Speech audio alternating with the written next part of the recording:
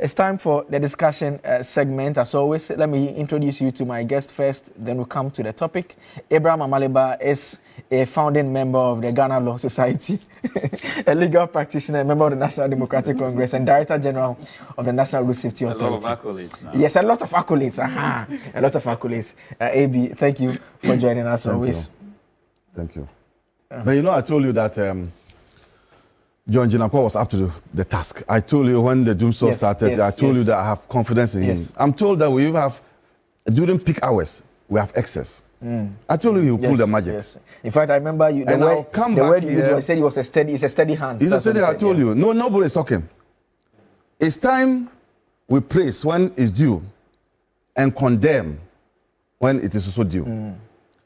I'll come back one day to tell you about my experience with Atuforsen and how his mindset is about the economy.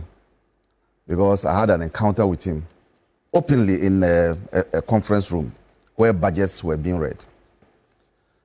And it is the reason why the previous government didn't have that mindset, and today the World Bank is saying it wasn't Korea, it wasn't Russia, Ukraine, it wasn't COVID that brought our economy to its knees.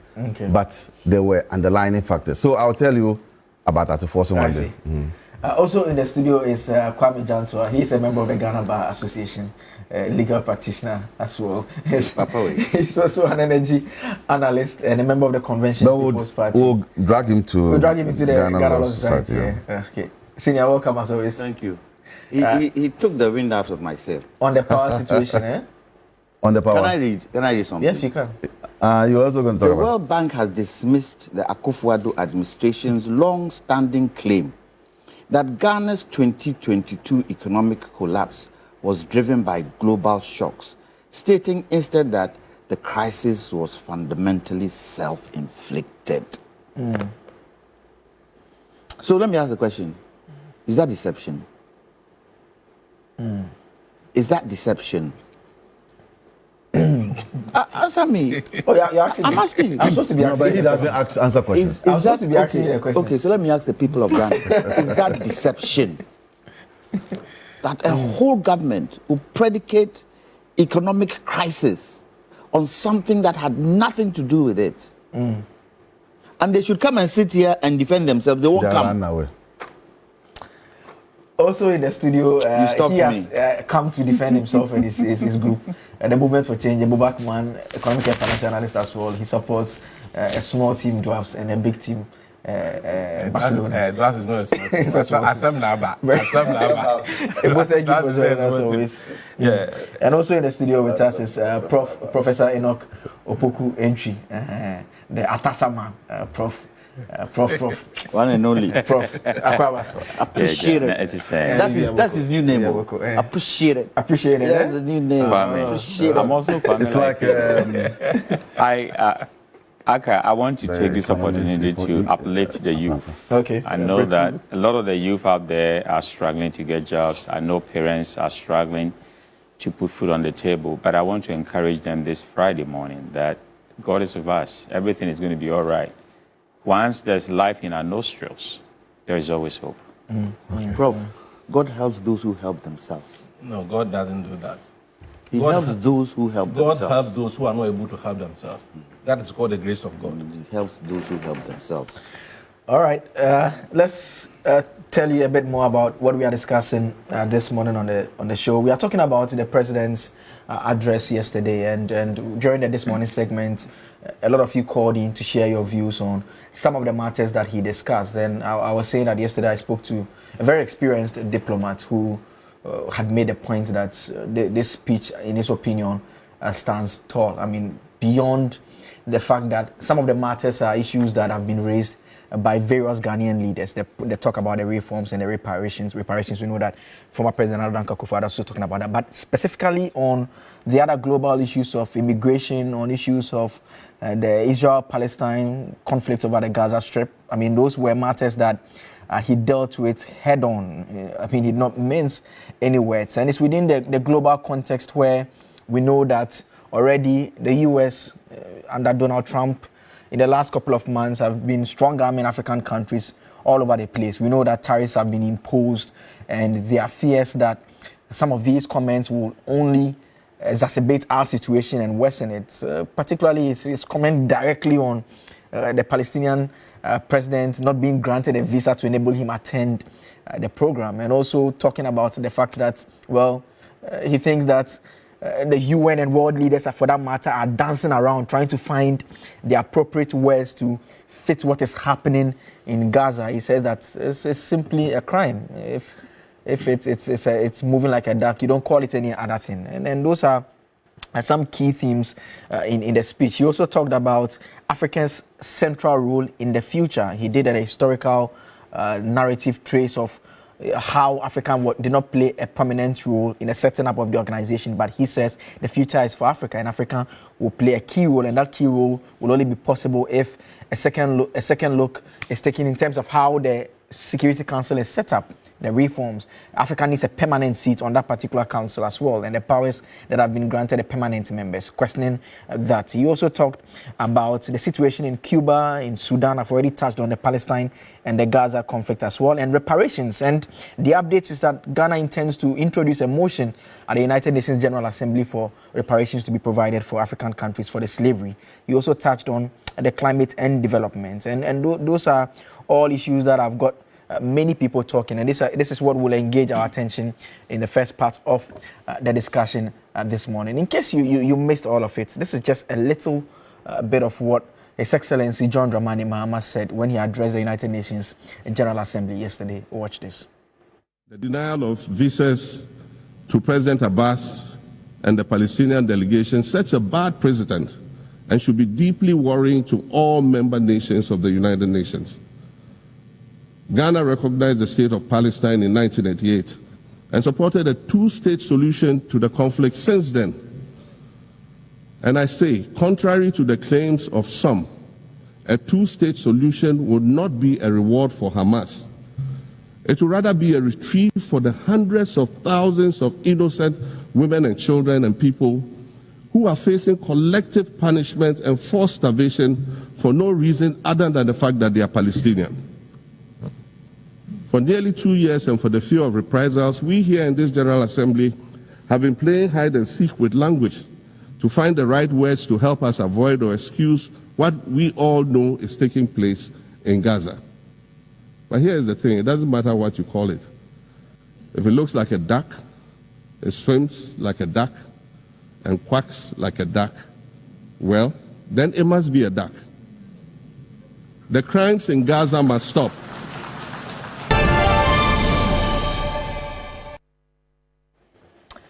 That's His Excellency John Dramani Mahama there, and let's delve right into it, and I'll start off from Prof right next to me, and Prof, I mean, the government, the president, I mean, he's expressing serious concerns about the conduct to an extent of US and the other superpowers.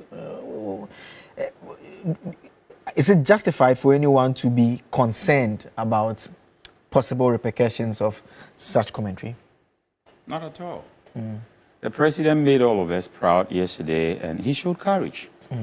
You know, if an American see a president from Africa speaking like this, they are happy, because America is the land of the free and home of the brave. They like people who speak their minds.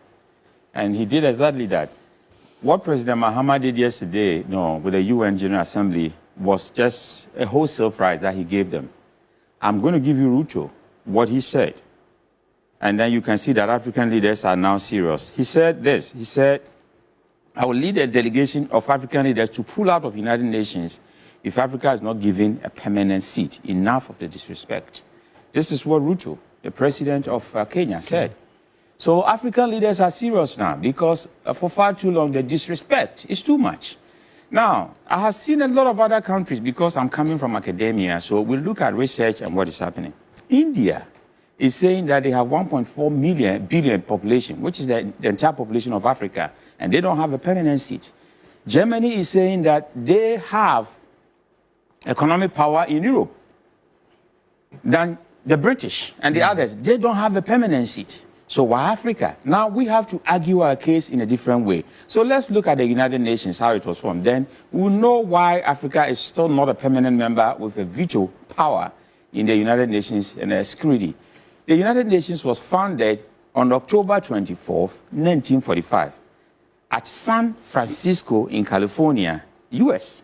So it was their idea that we are going to form the United Nations, and that was after they had bombed, Japan and other places, and the Second World War ended on September 2nd, 1945. So September 2nd, 1945, Second World War ended, and then in October 24th, 1945, we are having the United Nations formed. Now, credit to the United Nations. After the United Nations was formed, there have never been a Third World War. So let's credit the United Nations for that. Now, their core mandate was to maintain peace and security. So that is the core mandate of the UN. And then they promote human rights and fundamental freedoms. Then the last one is to foster international cooperation to solve global problems. And what are the global problems? Some of these our president talked about. We talked about poverty, he talked about diseases, environmental degradation. These are the issues that he talked about. So the Security Council first, then I'll go to what our president said and why courage is a virtue now for our leaders. And he cleverly exhibited that in his speech. If you look at the Security Council, the permanent members with the veto powers are US, UK, China, France, and Russia. Now, each of these blocs have their own interests. Remember, Mandela was saying something that it's not every nation that wishes Africa well. And it is something that we need to understand. But I'll also bring in a story, my personal story, why I'm sitting here, why most Ghanaians who have lived abroad, like myself, need to come home and help. One day I was going somewhere, I was being in a hotel, and there was this white guy who, and I'm not saying that to categorize white people, because people are always people. Some will be good, some will be bad, some will be in between. It doesn't matter the color or the shape. Now, this guy I met in the morning, I said good morning, he didn't respond. And the way he looked at me, kind of trying to see you in a different way. You know what I mean? Then we started the conference. And that was the same guy sitting in front of, the whole auditorium, listening to me attentively and taking notes. And I was delivering on leadership, which is my specialty. So he was taking a lot of notes. And then when we finished the session, he came to me and then started asking me questions. So here am I asking the question to myself that this guy is feeding on my hand. But he disrespected me in the morning. Just because he felt maybe because of my color, I am nothing.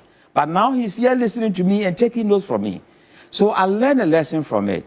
If you are an individual, you will only be respected if your country is respected. Once your country loses respect, you as an individual, you don't have any respect anywhere you go. And that is why it is prudent for our leaders to talk for a country. It is prudent for all of us to be nationalistic, because without your country, you are nothing. Now, let me come back to the United Nations, the Security Council. 5 of them have veto powers. They are permanent members.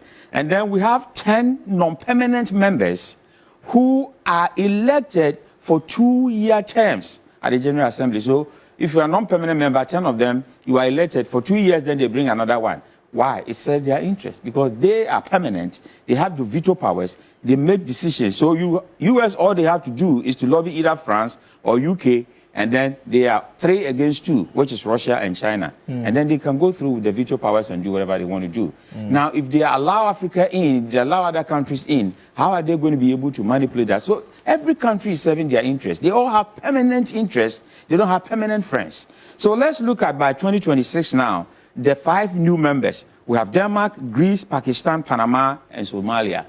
So they have split Africa apart. We have Somalia, which is an African country, as a non-permanent member, but we don't have the whole of Africa.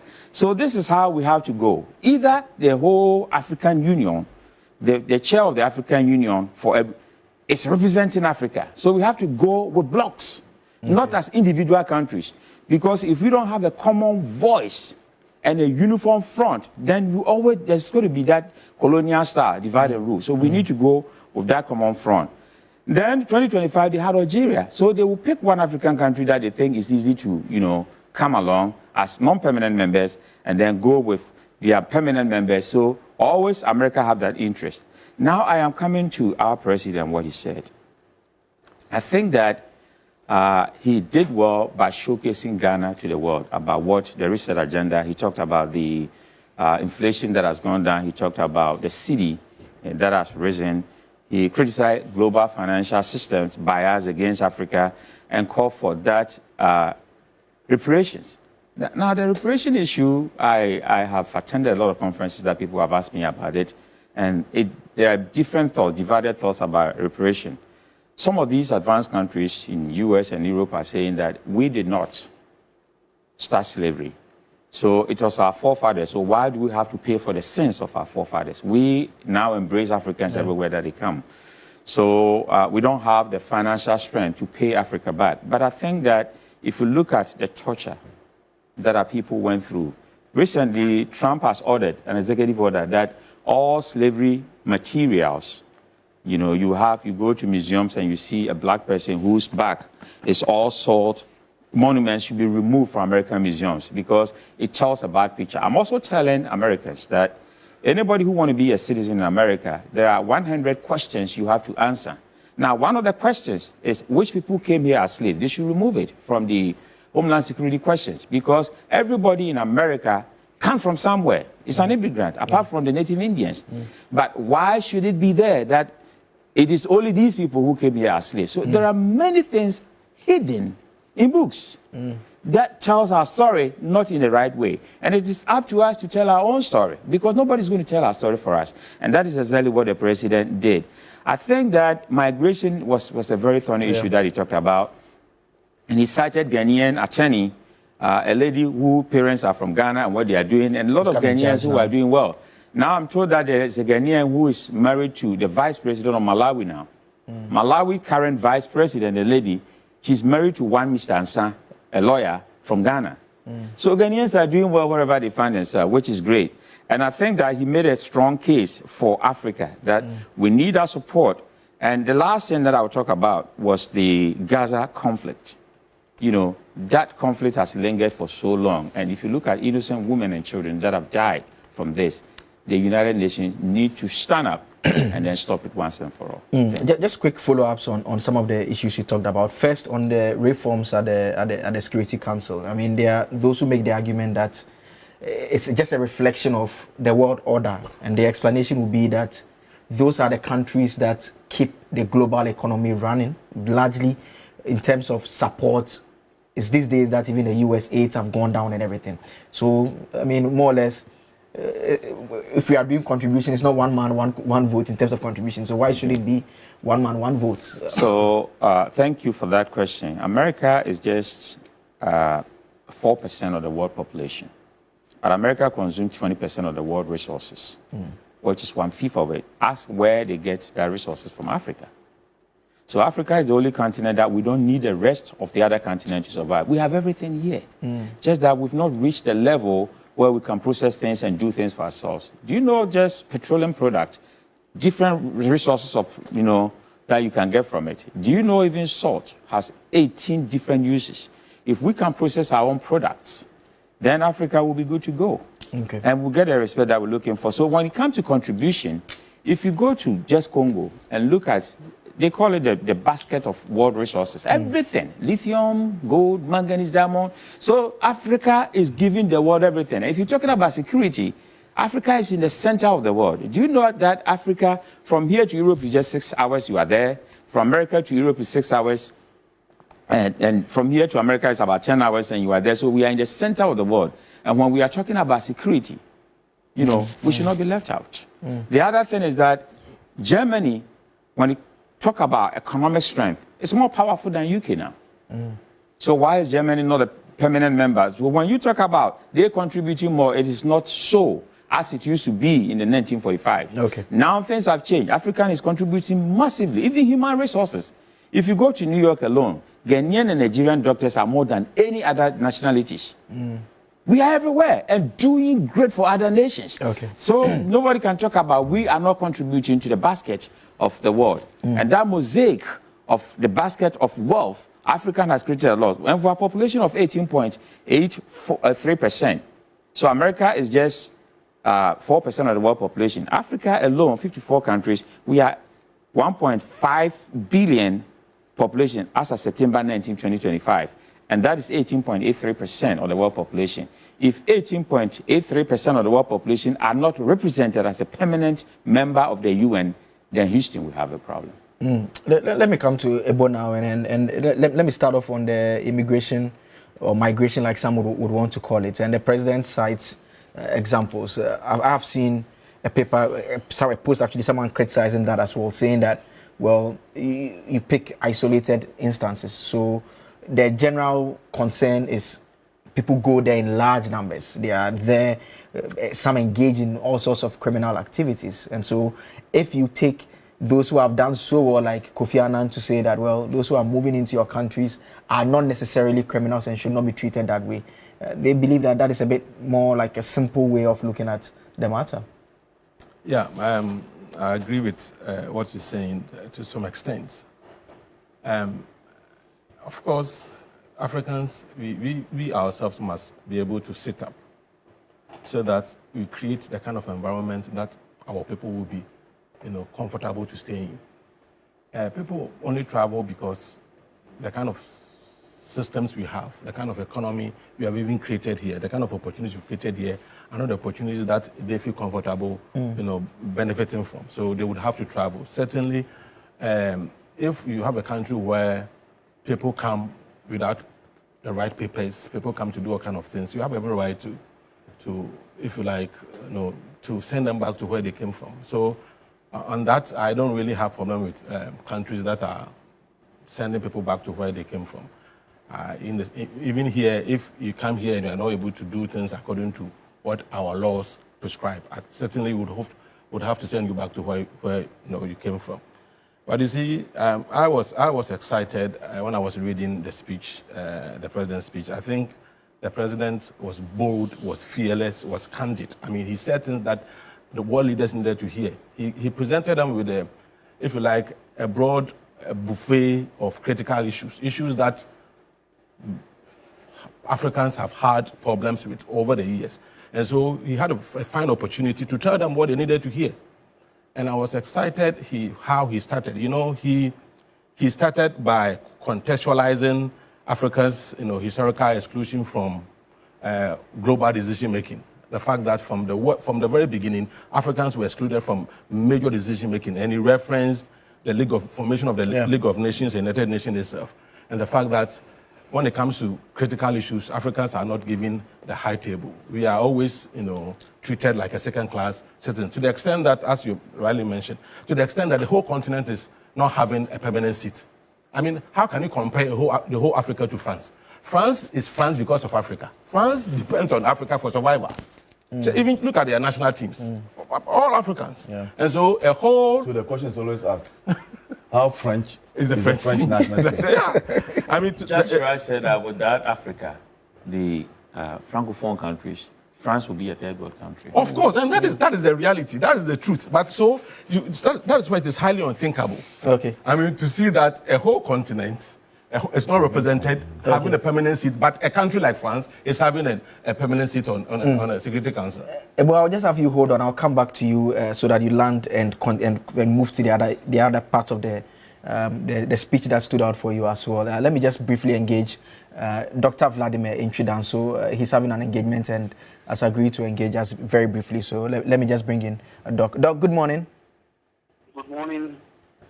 Thank you for joining us. I want to ask a very direct question. I mean, for those of you within the international space, the diplomacy space, what you've told us over the period is that the principles that underpin Ghana's foreign policy borders around Pan-Africanism, non-alignment, peaceful coexistence, and good neighborliness.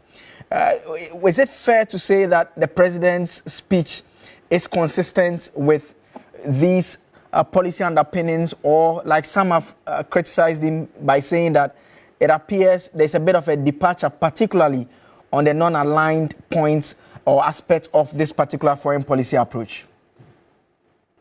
Thank you for having me. I'm surprised that you would say that the president veered away from non-alignment.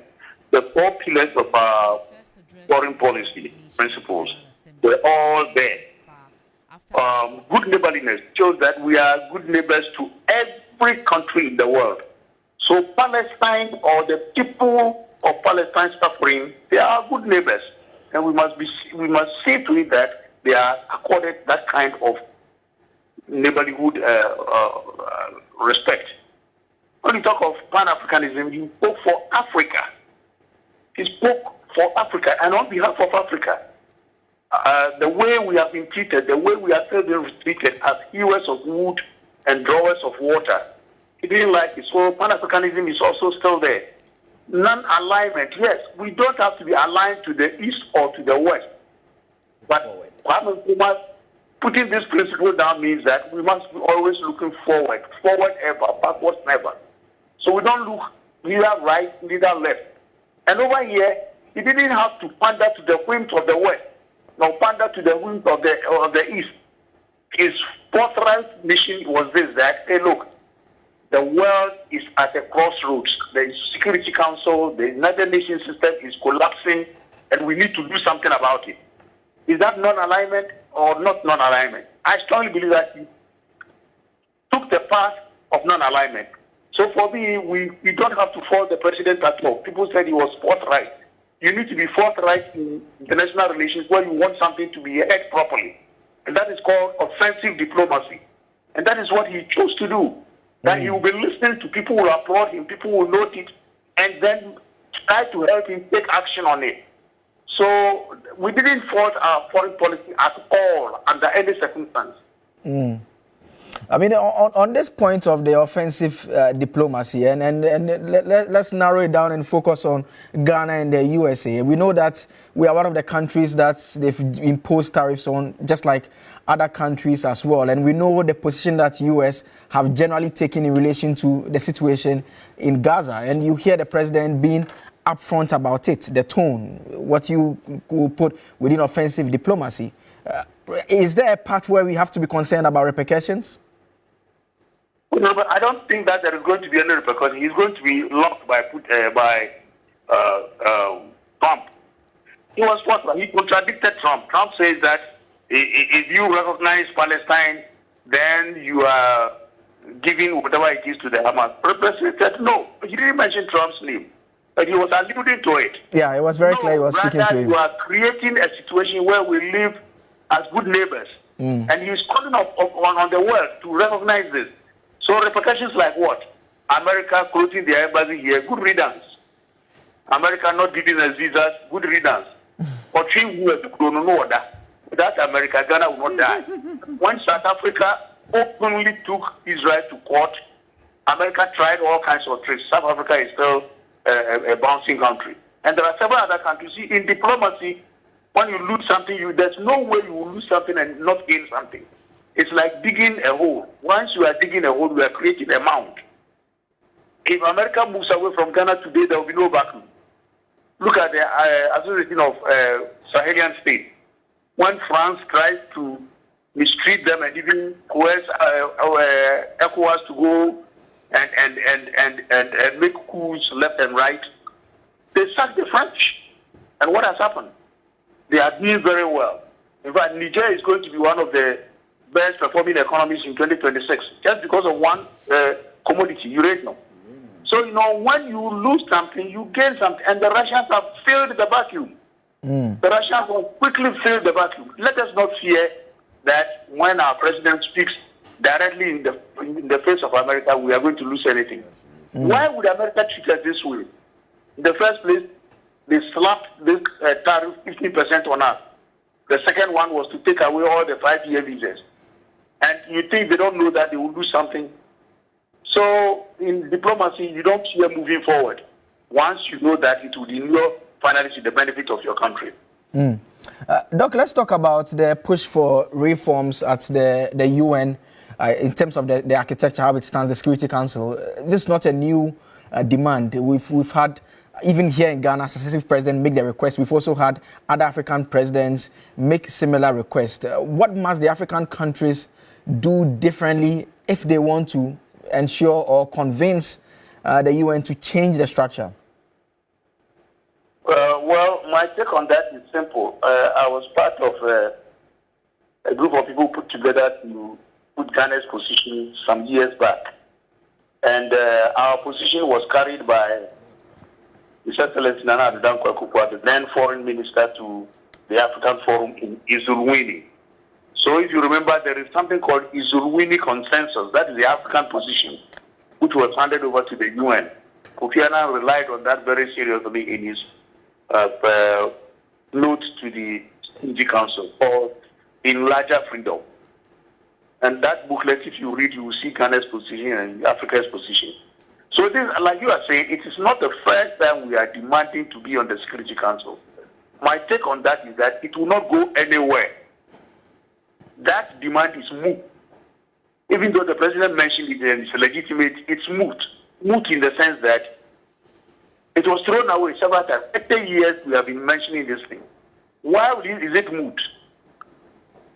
This proposal will go back to the Security Council. They have to say yes. And yet you have the veto powers. And so if any one of them says no, then it is dead. Unless there's a situation where it will be accepted and not subjected to veto. You want to be a veto member. And the veto members will have to accept you. The kingmakers will have to accept you.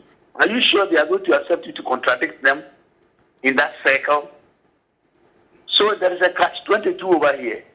The very people you want to overthrow are the people who could accept that proposal. Will it ever work? It will not work. My proposal, or the proposal I think Africa should be going for, and all other South countries should be going for, is a complete overhaul of the UN system. That is, let us have a new charter, a completely new charter. And my proposal is lined or laced with what is happening, what has been happening in history. At every historical jolt, the world meets to create a new charter. In 1648, the world met after 30 years of war, and we created the Westphalian system, as we call it. First World War came and ended in 1918, and we created the League of Nations to bring about peace in the world. Second World War came and we created this current UN system, which is hiccuping badly because it is too state-centered and still panders to the whims of the great powers. Now, there are several non-state actors, big actors on the stage, and small countries on the stage. So what do? Now, the Cold War came, it was the metaphor for defining international media. The Cold War ended 89-91, the Cold War had ended. After this Cold War, the world has not sat to recalibrate. We have not changed the UN system. The system was good from 45. After 91, it's dead.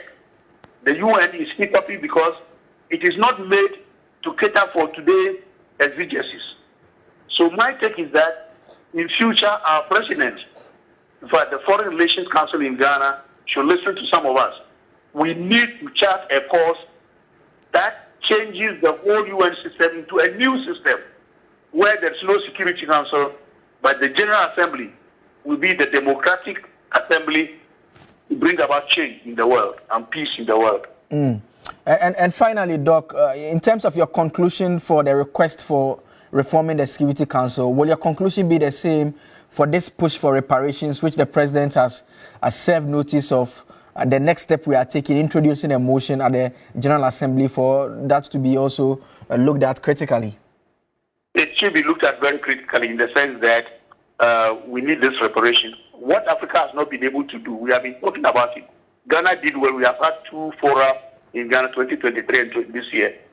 We are having another forum in Rwanda next week. What Africa needs to do is to put it in proper focus. We need to learn from the Israelis. They were able to work out every spine of what is owed to them. I don't think Africa has done that. How much is owed to us and who should pay? Now we are back in pay reparation. Who should pay the reparation and to whom? I think we haven't worked that very well. We haven't got that actuarial mathematics over there. And we need to make it clear who should pay. If we do that and we get the support of the South, I think the world should now be listening to us. It doesn't mean paying special money to Ghana, and then Nigeria will say, why didn't you pay us, and that kind of thing. There are several ways. Debt cancellation, debt forgiveness, all kinds of things that can be worked out for Africa to gain from such a situation. All right.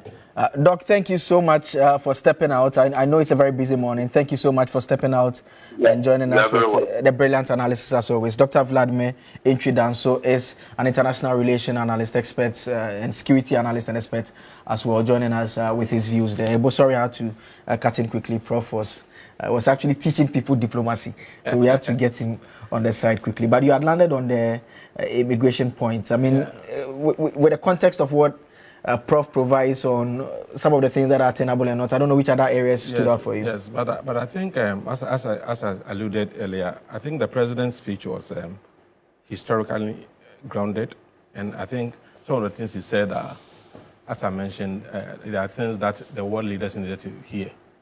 And if you look at, you can also say that his speech was unapologetically African-centered. I mean, he emphasize Africa's growing demographic and strategic importance in the affairs of the world, and the fact that by 2050, 25% of the world's population is going to come from Africa, and also about 1/3 of the youth will be coming from Africa, which was very significant. And he also said the future is Africa, and that is where I want to dwell more on, because if the future is African, it's not going to be as a result of the fact that we have the numbers, but the things we begin to do today. I believe that we are well positioned as a continent if only we will respect ourselves and also look at the issue of United States of Africa. This issue that has been on the if you like on the table for a long time. If we're able to do that, if we're able to respect ourselves, if we're able to agree that as a continent, we need to identify ourselves as a united, a continent. Then we can have the bargaining chip to be asking for some of the things we're asking for. But if you go as individual states, and as I mentioned, to the extent that even France is recognized, we've been having a permanent seat on Security Council, and the whole continent of Africa is not having that. That is a problem. Okay. So I also want to also touch on the issue, another issue that the president talked about, which is the discrimination, or he said the global financial system is rigged against Africans, which is true. Because, I mean, to think of it, you have gone to the IMF 17 times. You are still struggling. So it means our future or our development is not dependent on the IMF prescriptions, because they have prescribed for us all these years, yet we are still struggling. The same with the World Bank. So of course, these Bretton institutions are not for us. So it's about time we look beyond them to look at how Africa we can develop our own economic models. I believe that, I mean, in terms of natural resources, Africa is the richest. Okay. So why haven't we modeled our economic, if you like, structure around our natural resources, our agricultural resources, our marine resources? I mean, we have everything going for us, except that, of course, we've had greedy leaders. We've had leaders who don't really care about the people. They only care about themselves and all that. But I think it's about time we sat down and look at some of these things, because we can't be dependent on the West all the time. Okay. We don't have to be receiving candies from them. We have to be buying our own candies, if you like. And so I would, before I end, I would want to applaud the president for the kind of speech he gave out there. I think he made us proud, not only as a Ghanaian, he made us proud as Africans as well, that he was able to tell the world some of the things they needed to hear. Let me come to senior now. And there are those who, you are a member of the Convention People's Party.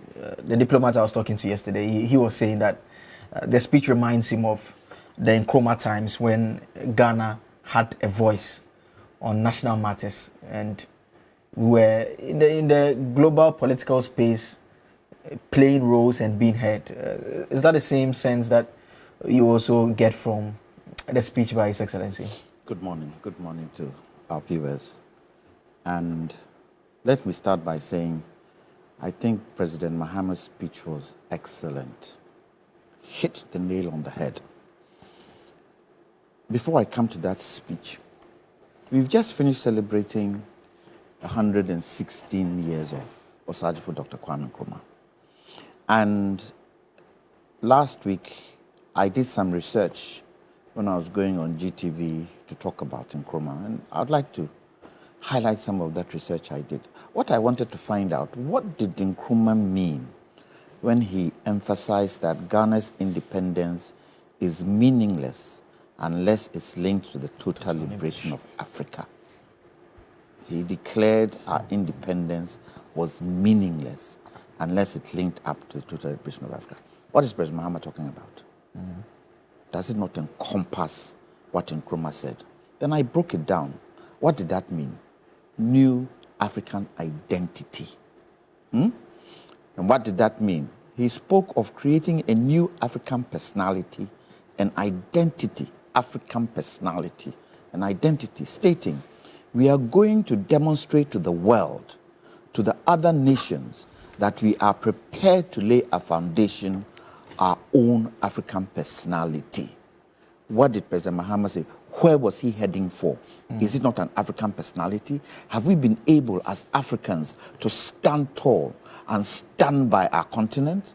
Americans, don't they stand by their continent? The British, don't they stand by their island? The Germans, don't they stand by what they have? Look at all the nations in Europe and tell me whether they don't stand by their own. They do. So that is what he meant by African personality. African capability. He proudly declared the new Africa is ready to fight its own battles and show that after all, the black man is capable of managing his own affairs. The UN. What has the UN done really to help Africa in terms of the conflicts we see across the continent? Have they really looked at Africa and said, this is an area, this is a continent we need to pay attention to? No. No. Because why? They've taken us as, don't mind those black people because of color of our body, as if we don't have brains in our heads. But you know that the traffic light was invented by a black man. Do you know the inventions of black people in the world today?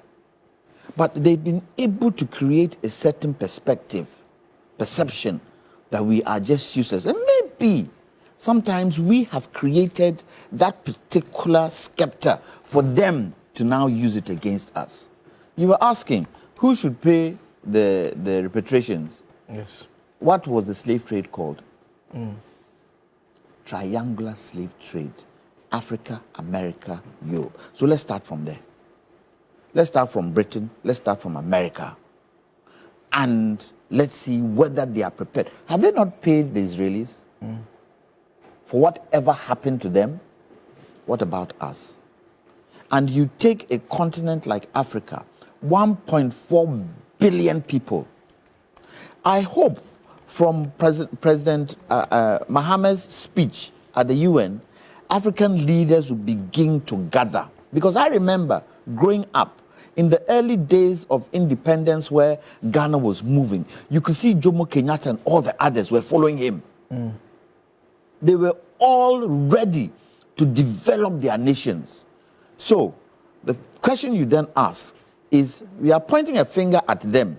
1, 2, 3 fingers are pointing back at us. What is it that we have done wrong for them to create this kind of narrative for us? And you take a country like Ghana. What's the population? Let's say 33 million people. Is it a country with no natural resources? Take a country like Singapore. What's the population? About 5 million, 6 million people. Are they not first world? And you're saying a country like Ghana, being the center of the earth, equator, Greenwich Meridian, crosses Tema, center of the earth, we cannot add value to these things. I think from that speech President Mahama gave at the UN, it is high time we started looking at what we can do for ourselves. If we have to come out of the UN, let's come out of it. If we have to stop, look, I wish Trump was sitting there. I wish Trump was sitting there, because the way President Mahama carved his speech. You know, if you had any sense in your head, you would know where he was heading for. Yeah. You would know where he was heading for. And I don't think Trump is any better president than President Mahama. I don't think so. If you were to give America to President Mahama to run, he will run it perfectly. I wonder whether President Trump can run Ghana perfectly. I wonder whether he can run Ghana. And you see, we tend to be scared. And you see, false evidence appearing real. Fear seems to have gathered every African. What are you scared and fearful of? What? What are we scared? Tell me. You as a young man, you just finished law school. You expect from this point on, you can move forward. What is your fear? What is your fear? And sometimes we have created it for ourselves. When parties in our countries are doing wrong and you sit and you talk about it, they chastise you. But you're talking about it because you want the best for your country. Do they not? Look, I don't want to go down the ethnicity line. But take a Caucasian and take an African. Put them on an island where there's plenty of sun. Who will suffer? Who will suffer? It goes to show the African was made in such a way that any weather, anything, we are there. Who built the UK? Who built their underground transportation? Who built the UK that the UK is today? Who? Wasn't it the Africans, the slave trade? America. Who built America? Isn't it the black slaves? But then go to America right now and see how they treat black people. Muhammad Ali decided, I ain't going to fight in no Vietnam. What did they do to him? What did they do to him? So for me, I wanted President Mahama to go a step further and show African leaders how are we going to achieve some of the things that we need to achieve for our continent to stand tall. How? We are a sleeping giant, and we've been a sleeping giant for so long. And you know, I went to an AI conference summit the other day. When I walked in, I think I was one or two of the older people there. The entire room was filled with youth. And some of the things they were talking about and they were doing, you could see that all they needed was opportunity. And sometimes that opportunity is stopped by we, the old ones. Okay. We should open up. And when they saw me sitting there, some of them came up to me because they've seen me on TV3. I said, Janto, what are you doing here? I said, I'm coming to learn. At your age? I said, yes. Because at my age, when I'm old and sitting in my room and you come and visit me and you're talking in your AI language, I should be able to understand. So I'm also coming to learn. We have to give the youth the opportunity. And please, the youth, when we give you that opportunity, don't take it for granted. Okay. Do something good out of it. Okay. Look, and I'll end here. I don't think the poverty that we see in Africa is a poverty that has been bestowed on us. It is us. It is us. And we need to start changing our mindset. Changing our mindset to content, not money. Because if the content is good, the money will come. If the content is bad, forget the money. Okay. We need to be able to hold hands. That's why I have been saying on this Galamsey issue, we have to sit collectively as a country, as a nation, to find solutions to it and stop this party thing that we do, because it's not helping anybody. Okay. Not until we decide as an African continent to work together and harmonize the natural resources, the benefit of Africa. Let's forget it. The Congo can light up the entire Africa with the kind of water bodies we have in the Congo Basin. Amen. All right. Thank you very much, Can Senior. you preach and say your own amen?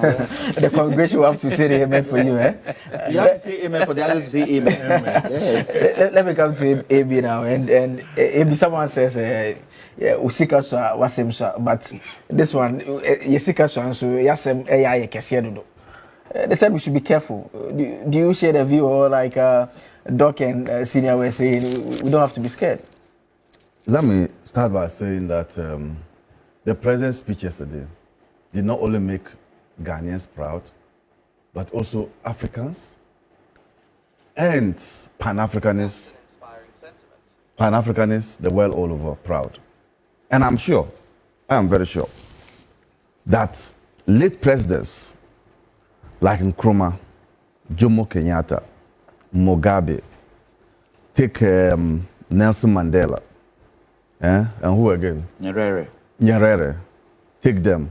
Sadat. To some extent, Milton Obote will be happy in their graves. They'll be very happy in their graves. Because these are things they said individually and a topic each.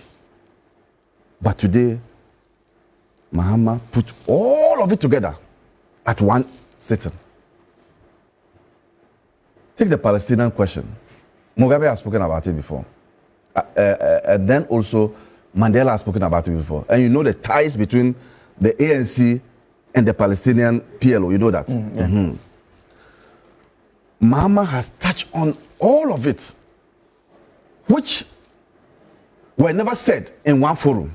That's the unique nature. People don't understand why this is. That's the unique nature of this one. Look, when I watch CNN or the BBC and I see a Palestinian child holding an empty bowl, scrambling for food from aid workers, and I see a Palestinian child with medical gadgets fixed to his nose, and I see the ribs, I don't see a Palestinian child. I see my own child in that person. I, Abraham Alva, sees my own child in that. And I ask the question, how would those parents feel? Because I know I can't stand it. If it were my children, I cannot stand it. So how do those parents feel? I put myself. And the whole notion of we and them, which is non-existent, is what is fueling this. And in our backyard, the same thing. We are Kusasis, we are Mampusis, we are Gonjes, we are that. We are Efutu, we are this. This notion, this notion that we are this and we are that, which is a fake one, it's a fake notion, it doesn't exist, is what is leading us to all these things. So I was happy that he talked about the two-state solution. You live, I live. You live, I also live. Simple. Simple. And you see, the problem also is with the African leaders. Some of our leaders are nothing more than village headmen. Some of our African leaders. Now that our president spoke this way, and I'm happy because I didn't know that the Kenyan president also said we should withdraw. Yes. That was the way I was going to land today. But I'm happy he has said the Kenya, Ruto has also said that if they don't heed to us, we will withdraw from the union. Instead of us to start galvanizing towards these leaders, today you'll find some of them picking phones and calling their European counterparts for validation. Burkina Faso at the back here is doing well. That is a great leader. So we have pockets of leaders who can galvanize us to achieve our aim as Africans. But the few ones are the ones that are not, and I describe them as village headmen. They are not African leaders because they feel comfortable in their small silos. No? What can we do to ensure that our voice is heard and heard loudly? In the past, and he said it, if you see the pictures of Nkrumah, we identified a central point, which is Nkrumah. You see Nyerere following him. You see Sadat also following. Nkrumah office, that is a small stick. You can see them gravitating towards Nkrumah. But those village headmen were the ones who truncated Nkrumah's vision. Today, I've heard some people say that we are a non-aligned country, we don't need to stick our neck out. I've heard the MPP people say that. In fact, the ranking on the Foreign Affairs Committee actually, Foreign Affairs. Samuel Abu Jinapo actually addressed the news conference and made that point. They should shut up their mouths. They are the ones who, when they had a turn to rule this country, were reporting African leaders to America. Did Akufo-Addo go to, is it America or UK? US. US. Burkina Faso. Burkina Faso, that some people are there. What stopped you from taking a flight, go to Ouagadougou, sit with the man? Oh, my borders are problematic. What can we do? You go and, like a slave man and a slave master. They have no record. I am telling them. When it comes to these matters, they should shut up and leave us to deal with our important matters. You know, so I think former president, now president, Mahama did extremely well. He set a right tone, and what we can do is to now come back to our own African Union, having sounded this at the United Nations. But you know, he did something too that I think the only person who ever did that was Mugabe. But see, Mugabe was brazen. Our president was calm, but the results are the same. The effect is the same. He told Trump why he refused to give Abbas a visa to come to US for the conference. Which other president could have said that? Now, let's ask ourselves, if you are a host of an international organization, why should you have the right to determine who comes in and who doesn't come in? You are only a host, and the host means that that part of the country is for everybody. United Nations, where the conference is taking place, is for everybody. So you cannot be the one choosing and picking who should come. So if one day America is not happy, they can decide to say that the UN Secretary General, wherever he finds himself, should not come and head the conference. And that's the issue about the difficult arrangement of the structure of the United Nations. That for me is unacceptable. You cannot be the one, because Abbas is not coming to Trump. Abbas is coming for United Nations meeting. Abbas is not coming to meet Trump. So Trump had no right, and I don't think that, and I think the UN should deal with that aspect. Who has the right to invite the leaders for the conference? Should it be the American president, who himself is a participant? Then when can we also say that he shouldn't attend the meeting? At what point can we say that he should attend the meeting? So I think President Mahama hit the nail right on the head. We must applaud him. And the next step, we've heard these things so much, is action. I want to see African leaders. One of the action is what Ruto said. Let's pull out and see whether United Nations will still be United Nations. If 54 African countries pull out, will they call themselves United Nations again? Okay. You know, I'm watching after the Secretary General's time is up. You know the president that President Mahama was referring to the United Nations? Do you know who it was? No. She's called Amina Mohammed. Oh. When she was talking about the first female she's my good friend. Oh. She's Nigerian. I'm seeing whether when the current UN Secretary General's time is over, whether she will be given an opportunity. And you know, when he spoke about when a duck quacks, yes, it swims, and it does what? It's a duck.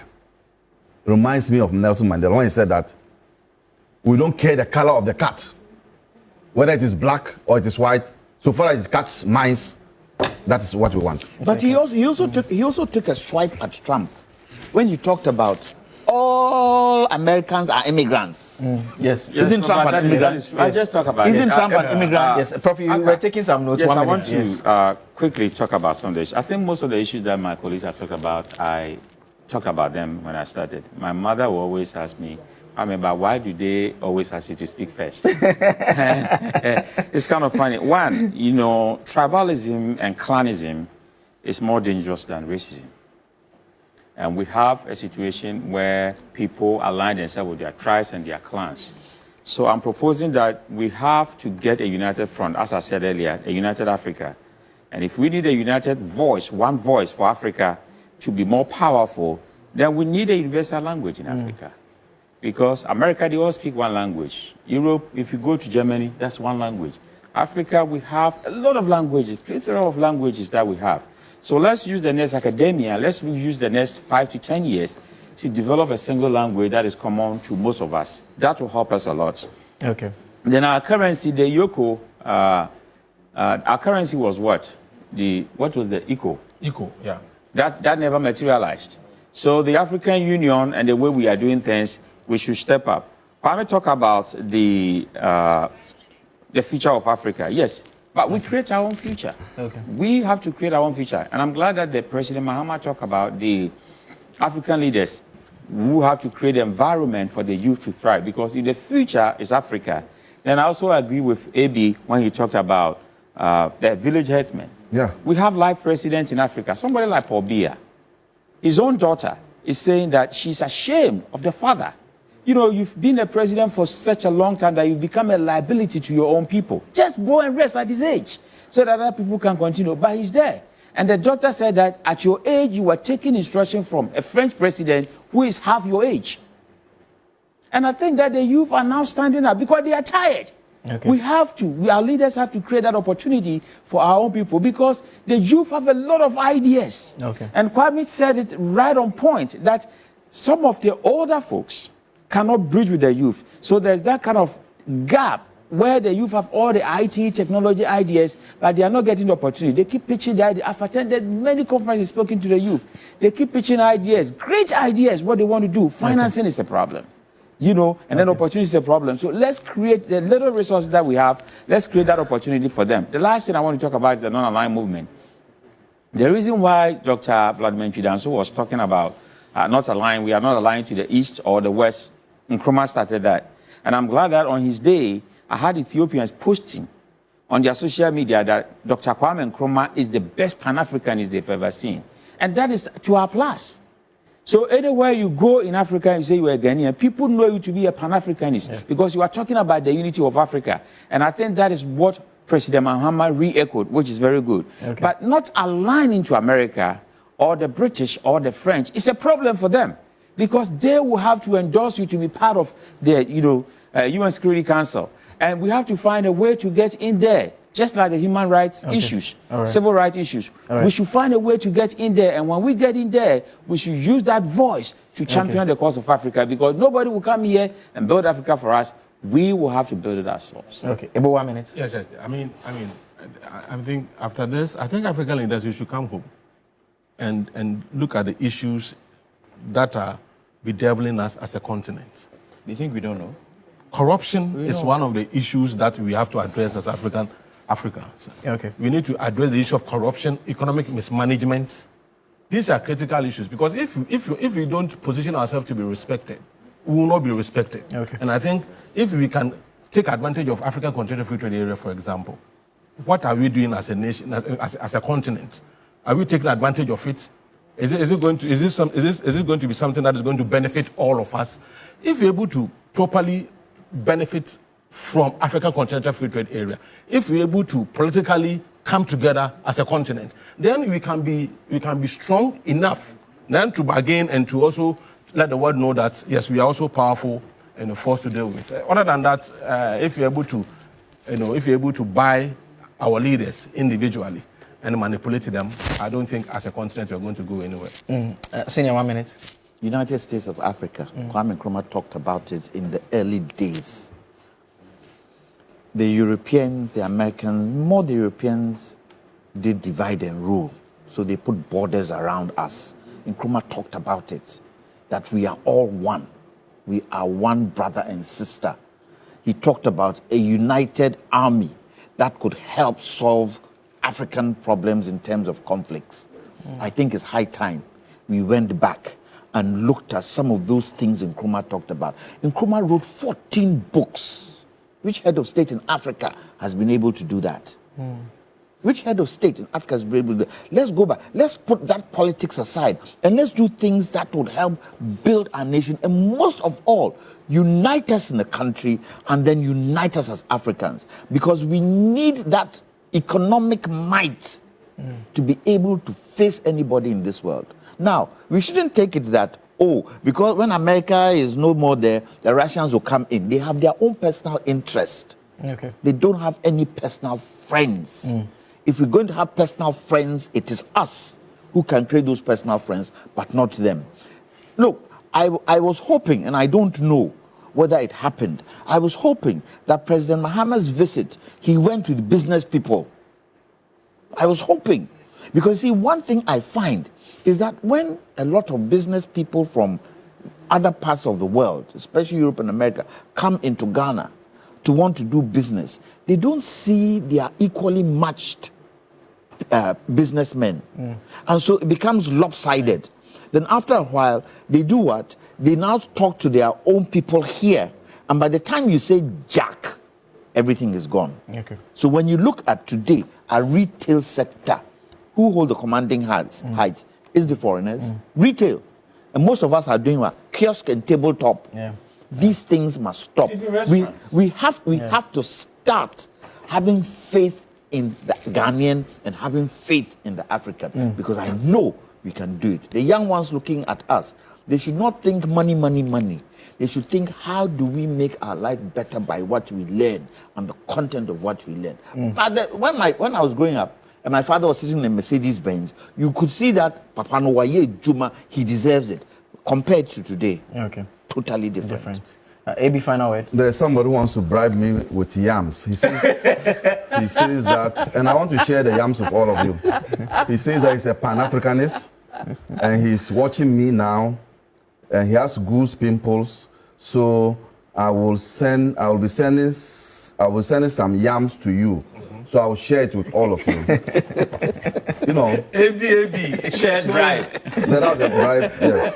AB. So he's not bribing you. He likes what you said, so he's not bribing you. So you see, we need to understand that as Africans, there's one thing we can continue to do to liberate ourselves and to ensure that our situation changes. Okay. That is to say, we should identify leaders who have the gravitas, and when they speak, the rest of the world listens. Use them as champions and see how we can galvanize ourselves to follow them. As we speak now, there are Americans who don't like what Trump is doing. Indeed, I saw a video of two Americans who were asked to fly some plane to Palestine with weapons, a lady and a guy. They refused. They were handcuffed, but they refused. So I want to separate the American people from the American government. And when you do that separation, you get to know that it's the American government, as we speak today, which is a problem, and not the American people. The American people have always stood for what is right and have always been on the side of the oppressor. Okay. But we have somebody who is an orthodox or is somebody who would normally move away from what everybody does. He is the one who is the problem, and I think that we should separate the two. Okay, thank you very much. Let's do some messages quickly. This one here from landlord Bolga D-Line. You say that moments like this must remind us that our choice of a president must go beyond local popularity to include international stature and appeal, for it is through such stature that our nation earns respect and secures its rightful place on the global stage. Musa Batwa in Asawase, you say that Lawyer Maliba is spot on. President Mahama's address on the 80th UN General Assembly will go down in history as the second most powerful African speech.